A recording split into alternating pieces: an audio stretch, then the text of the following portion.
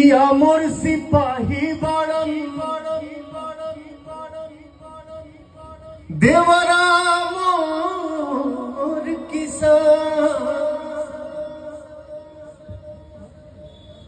रण में नाम करेलन पिया हर जीतेलन मैदान कौने कम लगन से देवरा खत्म करे खरिहान।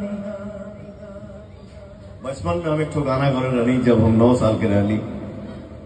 आज हमके वो गाना याद आ गई ना। कौन है बन दुखिया हरवा, कौन है बन दुखिया हरवा, छैला जवान रे अपियावा सिपहिया मोरा